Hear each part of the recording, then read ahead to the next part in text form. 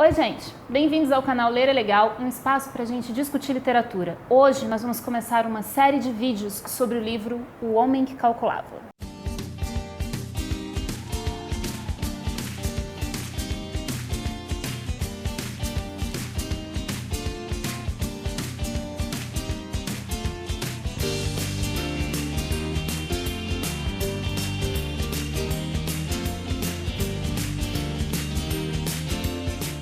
Nesse vídeo a gente vai começar uma série de vídeos sobre o livro O Homem que Calculava. Eu não vou fazer um único vídeo sobre esse livro porque o livro é interessante demais e os problemas matemáticos que ele apresenta são muito legais para você tentar parar e realmente ver se você consegue resolver, tentar entender a lógica que o personagem principal usou para resolver aquele problema. Então ele merece, ao invés de fazer só um resumo, a gente realmente fazer uma série de vídeos que não vão ficar muito compridos, mas vídeos mais curtos, mas que a gente consiga trabalhar com mais detalhes cada capítulo do livro. Eu acho que quem gostar de matemática vai se identificar bastante com esses vídeos e se você não gosta de matemática ou não gosta de exatas, assiste o vídeo para você aprender que não é esse bicho de sete cabeças que você pensa e que, na verdade, matemática pode ser muito divertido. Bom, o autor desse livro é um brasileiro, um professor de matemática chamado Júlio César de Mello e Souza, mas ele usa o pseudônimo de Malba-Tahan, que seria um escritor árabe, porque a história do livro ela é ambientada no contexto árabe muçulmano, então ele traz essa realidade e ele escreveu outros livros também com esse pseudônimo, com o objetivo de levar a matemática a pessoas que são inicialmente resistentes a ela. Esse livro, na verdade, é uma literatura infanto-juvenil. É o tipo de livro que serve para criar o hábito de leitura nas pessoas, para criar aquele gosto pela leitura nas pessoas. Então, a leitura dele, ela flui com naturalidade, ele usa uma linguagem muito fácil de entender. O objetivo dele é realmente que você pegue gosto pela leitura. O Malba-Tahan, ou na verdade o Júlio César, ele era um exímio contador de histórias e professor de matemática. E ele conseguiu criar essa história de forma que, sem perceber, você aprende sobre história, sobre geografia, matemática, lógica, filosofia, linguística.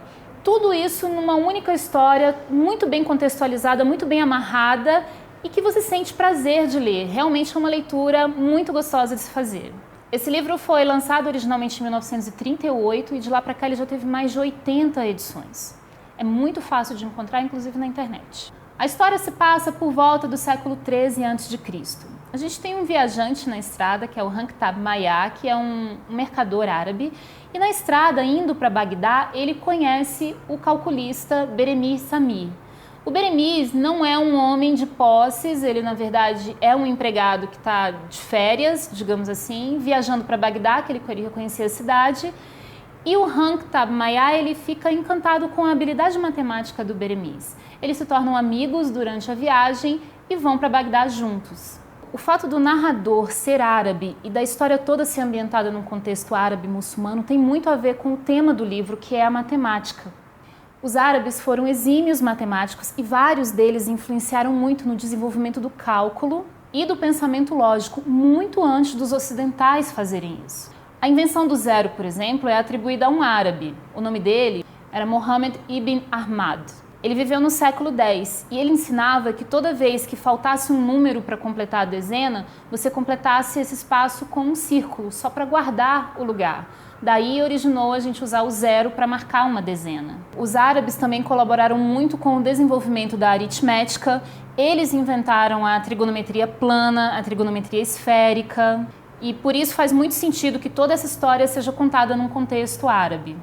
Bom, vou começar apresentando o personagem principal, que é o homem que calculava. O nome dele é Beremiz Samir e ele é um persa que nasceu nas proximidades do Monte Ararat, aquele mesmo monte da lenda da Arca de Noé, que embora na época ficasse na Pérsia, hoje tudo aquilo ali é território da Turquia. Ele trabalhava como pastor de ovelhas, então todo dia ele tinha que levar esse rebanho para pastar e à noite ele tinha que trazer de volta. E ele precisava contar todas essas ovelhas todos os dias, porque ele não podia perder nenhuma. Então ele se acostumou a contar esse rebanho. E daí ele percebeu que ele tinha facilidade e que era muito prazeroso para ele fazer esses pequenos exercícios de matemática.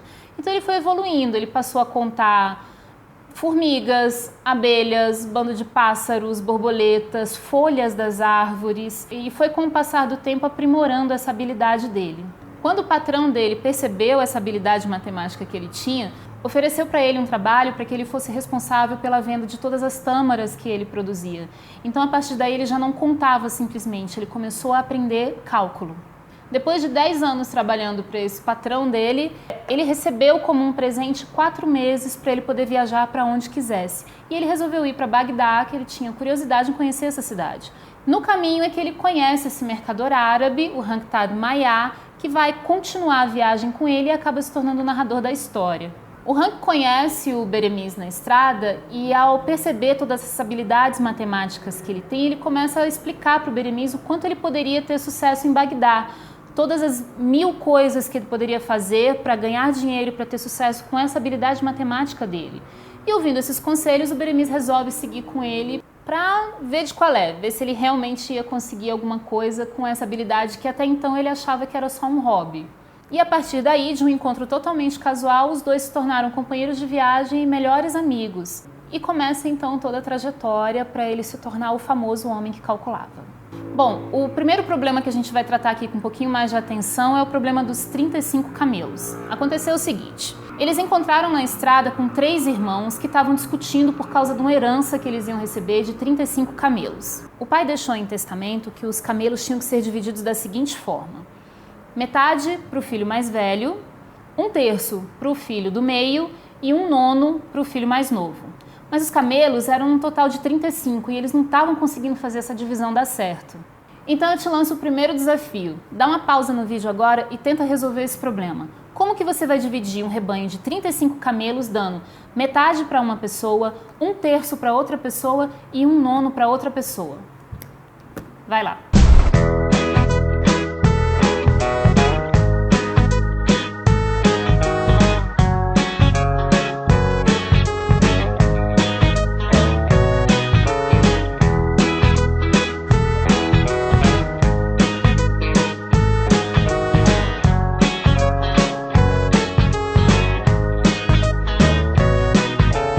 Bom, vamos para a resposta.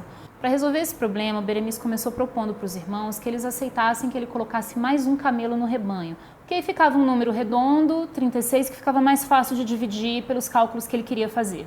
Os irmãos aceitaram e ele começou a dividir o rebanho da seguinte forma: o irmão mais velho deveria ficar com metade da herança, que daria 17 camelos e meio. Como agora o total é de 36, metade de 36 dá 18. Então ele já ofereceu 18 camelos para o irmão mais velho. O irmão ficou super satisfeito, ele achava que tinha direito a 17,5, ganhou 18 camelos, para ele estava ótimo. Já o irmão do meio tinha direito a 1/3 do rebanho, e 1/3 de 35 dá 11,67. O Beremiz entregou para ele 12 camelos, ele já ficou super satisfeito também, ganhou um número redondo de camelos, não precisou dividir nenhum no meio e ainda era mais do que ele esperava. Já o irmão mais novo tinha direito a 1/9 do rebanho, então 1/9 de 35 dá 3,89. O Beremiz deu para ele 4 camelos, ou seja, ele também ficou com um número redondo, não precisou dividir camelo nenhum, e ainda ganhou mais do que ele esperava, ele ganhou 4 camelos. Agora, se você somar os 18 do irmão mais velho com os 12 do irmão do meio e os 4 do irmão mais novo, você vai ver que na verdade só deu 34 camelos, sobraram 2. O Beremiz pegou de volta aquele camelo que ele tinha colocado na conta para arredondar os 36 e ficar mais fácil para os irmãos entenderem, e ainda sobrou um camelo. Os irmãos acharam justo que esse um camelo ficasse para o Beremiz, e aí ele já saiu no lucro ganhando um a mais. Agora vocês estão se perguntando, como que uma divisão de 35 que não estava satisfeito para ninguém resultou em todo mundo ficar com mais do que esperava e ainda sobrar um camelo de lambuja? Aí vem a explicação. A verdade é que a soma das partes não era igual ao todo, ou seja, metade de 35 mais 1/3 de 35 mais 1/9 de 35 não é igual a 35. Essa soma dá 33, 1/18. Então, como que foi o raciocínio dele? O Beremiz percebeu que se ele somasse 1/2 à parte do irmão mais velho, ele ia receber 18 camelos. Se ele somasse 1/3 à parte do irmão do meio, ele ia receber 12 camelos. E se ele somasse 1/9 à parte do irmão caçula, ele ia receber 4 camelos. Só que quando você consumisse todas essas pequenas partes, arredondando as partes da herança de cada irmão, mesmo assim ainda não dava 35, o total dava 34 camelos. Ele só somou um camelo ao total, fazendo 36, para que os cálculos ficassem mais simples de serem entendidos. E aí, você imaginava que a resposta era tão simples assim? Bom, o segundo problema que a gente vai estudar nesse vídeo é o problema da divisão dos pães. Durante a viagem dos dois amigos até Bagdá, eles encontraram na estrada com um mercador muito rico, mas que tinha sido assaltado. Ele estava machucado, ferido e morrendo de fome. O mercador explicou que a caravana dele tinha sido assaltada, todo mundo tinha sido morto e só ele tinha sobrevivido.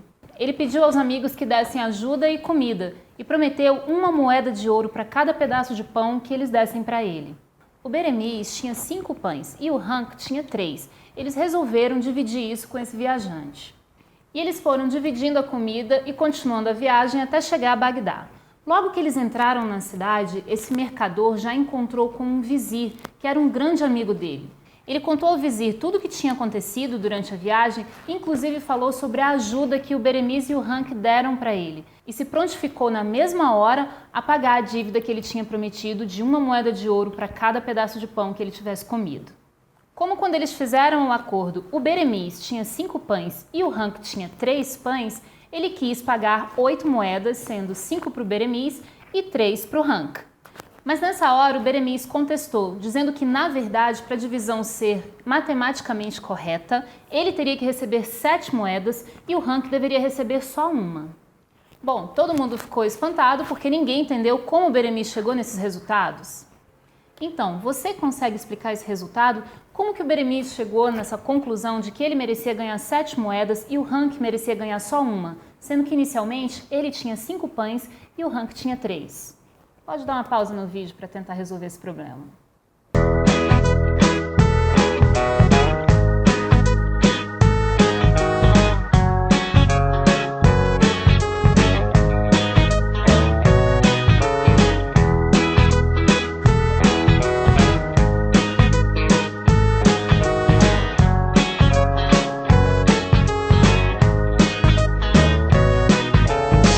O Beremiz explicou como é que ele chegou nesse resultado da seguinte forma. Quando durante a viagem tínhamos fome, eu tirava um pão da caixa em que estavam guardados e repartia em 3 pedaços, comendo cada um de nós um desses pedaços. Se eu dei 5 pães, eu dei, é claro, 15 pedaços. Se o meu companheiro deu 3 pães, ele contribuiu com 9 pedaços. Houve assim um total de 24 pedaços, cabendo, portanto, 8 pedaços para cada um. Dos 15 pedaços que eu dei, 8 eu comi e dei na realidade 7 pedaços. O meu companheiro deu, como eu disse, 9 pedaços e comeu também 8. Logo, ele deu apenas 1. Os 7 pedaços que eu dei e o 1 pedaço que o meu amigo deu formam os 8 que o nosso companheiro comeu. Logo, é justo que eu receba 7 moedas e o meu companheiro receba apenas 1. Parece bem lógico depois que ele explica, né? Bom, esse foi o primeiro vídeo sobre o homem que calculava. Eu vou fazer uma série de vídeos porque eu quero discutir com mais detalhes cada um desses problemas. Tenta resolver os problemas antes de ver a solução. Mesmo depois que vocês souberem como foi que ele solucionou, faz as continhas ali para ver se realmente está certo. Você vai descobrir que a matemática é bem mais divertida do que você imaginava. Até a próxima!